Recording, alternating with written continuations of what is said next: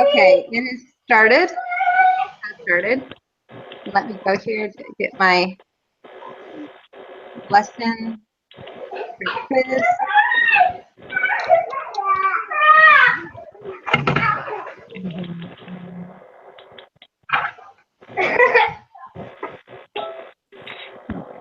Okay, mommy's in her meeting now, so you gotta be good, okay? Oh, Monica, you can't hear anything. Monica, are you there? Oh yeah, we lost Monica. Oh, here she comes. Oh, there she goes. Okay, I can hear you now. I couldn't hear you. Okay. Okay, I got a little thing on my phone, a Hangout message. So that's good. Good way to do it if we're not paying attention to the chat.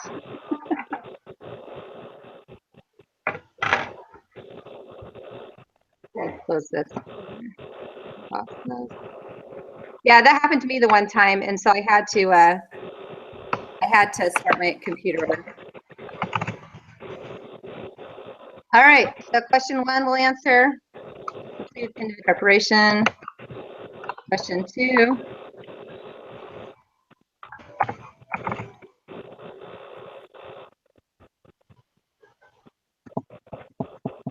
Participate in group. Save. Question 3.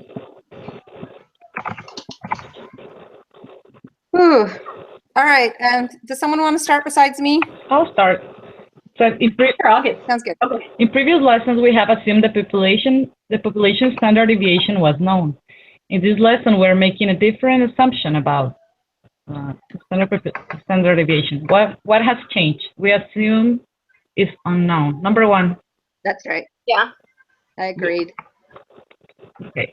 For the next 2 questions, should I continue or? Go ahead. Okay. For the next 2 questions, let the null and alternative hypothesis be null hypothesis equals 8. You can read that. Assume that the population standard deviation is not known. Becca collects a sample size of 9 and computes 11 and 6. Is sigma known? No. Correct. What is the value of t? I think we need to use the. So in this one, I kind of went ahead and pre-did this one because I was really nervous about some of these, whether we should calculate it or whether we should put it in that new Excel spreadsheet. Okay. So walking you guys through it, it should be 11, which are minus the 8, which is our hypothesis, divided by the 6, which is the S, right, which is the sample standard deviation, divided by the square root of 9, which is her sample size. Okay, yeah, that formula. All right, let me plug it in just for the practice. So yeah, no, I think we all should do it. So you're doing 11 minus t. I don't know. 11 minus 8, right? 8. Yep. Over Yeah. 6. 6 divided by the square root of 9. Okay. Yeah, 1.5 is the answer I got.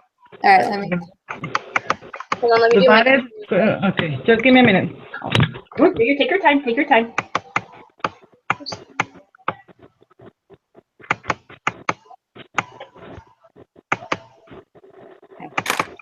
But why are we using the 8 if we don't know the 8? Am I right or am I? No, we do know the 8 because the 8 is the null hypothesis. So we're comparing these to the null hypothesis. Yeah. We don't know what sigma is. That's why we're using the sample size 1, 6. Okay, I got 1.5. Yeah, same here. What did you got? 1.5. 1.5. 3 over 2.5. You did 11 minus 8 times 6 divided the square root of 9? No, it should be 11 minus 8 and then divided by 6 and then 6 divided by the square root of 9. It's that the t formula that we learned at the very beginning of the lesson. Oh, okay. It's similar to the other one, but instead of using the sigma, we're using the sample size one. You got it. That's actually one of the questions on the homework. That's the first question: is compare the z formula to the t formula and what's different. So it's 10.5 or 1.5? 1.5. So I'm doing something wrong. Let me check the formula again.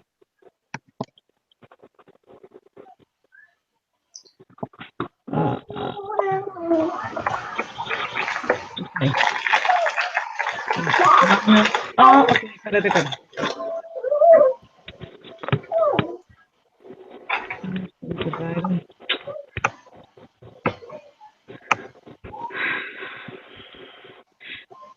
But we can also plug in the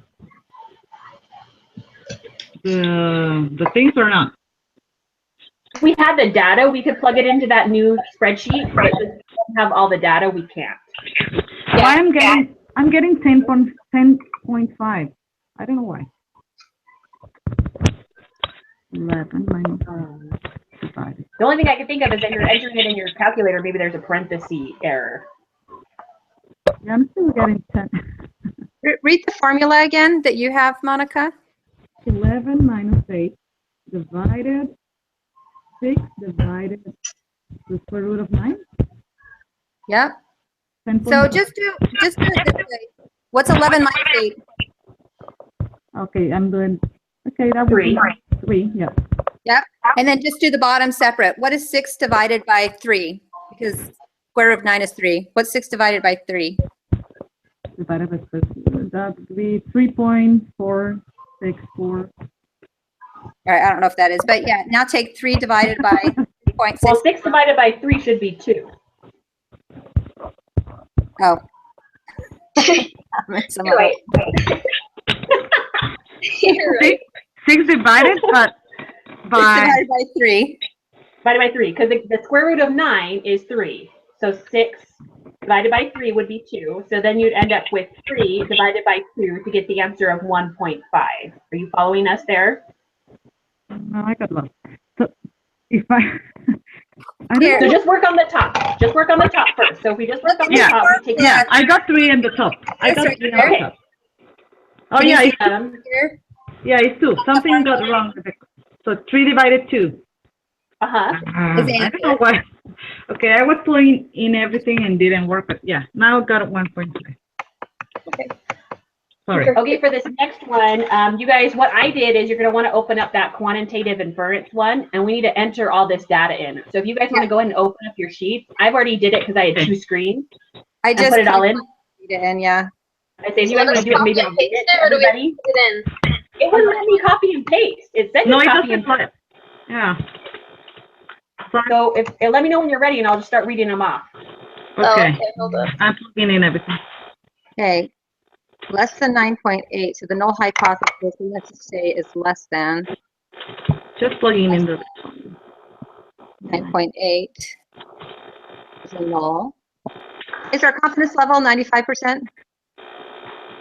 The confidence level we don't know yet, so you can actually put 0 because the confidence level doesn't affect the t-value. The confidence level only affects, if I remember correctly, the p-value or the confidence interval. That only affects the confidence interval is all it does. Oh, okay. I So see. you actually can just delete it and have it have nothing there until they tell Okay. us the confidence interval. All right. So let me just, it's asking us now. What is X bar? Too many screens going back and forth. So what is the mean, in other words? 90. Yeah, so it should be 98.220. But hey, let's let Monica and Oh, I didn't get that. I got 98.234. What did you say you had? 98.220. Whoa. Maybe one of us didn't put the information in right. All right. How many numbers did you have? 148? No, What did you have? there should only be, my understanding, let me go back and read the question. My understanding is that we just do that list of numbers of, Okay, I just went to the actual spreadsheet for the whatever thing and then copied all the data there. But you're right, this doesn't have all no, that. it says, yeah, it says use the following values which were pulled from the data file body temp for the next 5 questions. Copy and paste them into your software. Oh, And it won't let me copy and paste It won't them. let me Yeah, so so I'm going one at a time. now I've got Okay. it. you want me to, Okay. You have all your quantitative and because I can read the numbers off. You know what? And- Same 'cause I- numbers. It's just the first few. So let me just go down. How many numbers do you have? It should be 20 numbers. It ends in 98.2. Yeah. 20 numbers. All right. 20 numbers. Okay, hold on. 98.2.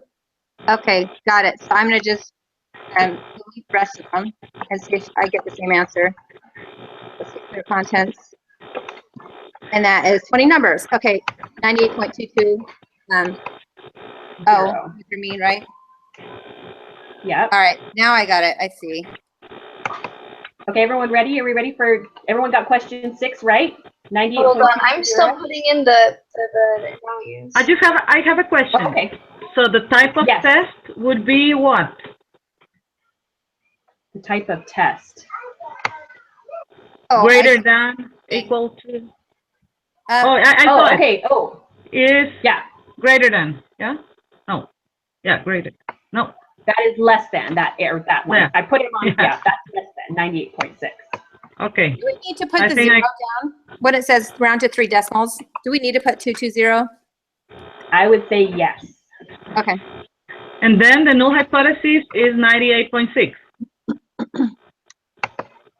You got it. So you got to put the null hypothesis in there is 98.6, and then you got Okay. to put that type of test into the less than. Correct. Okay. So what is, Well, really, it doesn't matter what you put in there right now because they aren't asking us about the p-value. That type of test only affects the p-value. Wait, so what did you get for number 6? Okay, 98.220. Okay, perfect. so that's the mean, yeah, 98.220. Okay. Okay, you can go potty. Go have grandma help you. Go have grandma help you. Run out and go have grandma. Okay, and then what is S? Everyone, it should be 0.922, correct? Yeah. Yes. 0.922.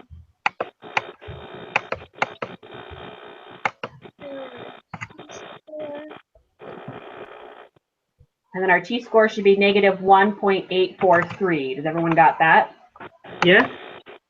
Wait, for the null hypothesis box, what are we supposed to put in there? You should put in the 98.6 because it stated up in our previous information that the null was 98.6. It gets really confusing on the homework when they don't tell you the null hypothesis. And you have to either assume it's the 100 or a 0. I'll give you guys that hint since I went through the homework already. Oh, thank So you. negative 1.843. Negative 1.843, Yeah. correct, Charity? Negative Yeah, I agree. 1.843. Then the p-value is 0.040. Hold on. Yeah, Make 0.040. sure that is less than. Yep, The p-value? that's what I was. You got what? 0.040. Yeah. So with the p-value, make sure, Charity, in that box where you just put the null hypothesis in, you at the type of test place put in less than because that was the null hypothesis. Oh, okay. Okay, I got it. 0.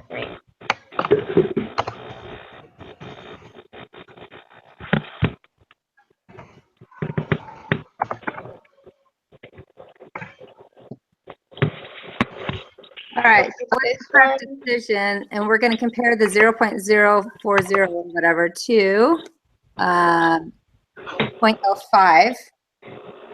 So it would be rejected because it's smaller. Well, if it's low, reject. Yep, reject the null. So let's go down and see. This is way too much scrolling. I know, you're that back and forth and back and forth. And Okay, reject the I wish you could print it so I could like work off it the other way, but Yeah, my other class that I did the same thing. They let you print and do the group thing together, and then you just talk about it, and then you can type in all the answers after. So we reject the null hypothesis because it's smaller. That's Yeah. right. Okay. Okay, use the following values. Ah, Do it this next one. Oh, we're going to plug in the same information, huh? yes. All Okay. these numbers. All right, give me a minute. Well, let me see what it's from, because maybe I can do what I did last time. These are the baby boom file, and How many numbers are there? There are 40? No. How many? It says 40 minutes play. It doesn't tell me, but it goes to the number 61. All right. I'm just open up Baby Boom file and copy and paste it. That might be the best way to do that. Let me go. Which thing do I have open? Or do you guys want me to just read them off? Would that be easier? Yeah, you can do Hold on. Let me erase my data really quick. Oh, I'm finishing, so I'll get confused, but you can do it. Well, then if you're done, how about you read them off for us? No, you can go. You can go ahead. I'm almost done, but I'm not done. So starting at the top, everyone ready? Yeah. Yeah. 59. 14. Oh, wait. Stop. Sorry. Right there. Okay, start over. 59. 14. 15, 37, 62, 68, 2, 15, 9, 157, 27, 37, 2, 55, 86, 14, 4, 4T, so 40, 36, 47, 9, and 61. Yep. Oh, hold on a second. The last one I did, it went to number 104, 1,048,500. Hold on. How do I go back to the top? Tell me the Excel thing to go back to the top of the page. You're gonna have to just scroll up to the top. Really? A million numbers? Oh, just do a Control Z. Gotta go back to the last cell you were at. All right. And the last number after Don't have- The null 961. hypothesis. Oh, it was 61. Hold on. 61 was the last number. All right, I guess we can go start answering some of these questions. Okay, yeah. So p-value would be 0.995. How do you know what type of test it is? Sorry, what was that, Charity? How do you know what type of test to put in? So the type of test is you're putting in the alternative hypothesis. So in the top one, you'll put the 40, right, number of hypotheses, and then the type of test based on the null hypothesis. So because it's the equal with the cross through sign, So it's the not equal. Okay. Okay, I got it. All right. So what did you get? I got 0.99527. Yeah, I got the same. But I need to- yeah, I got 0.99527.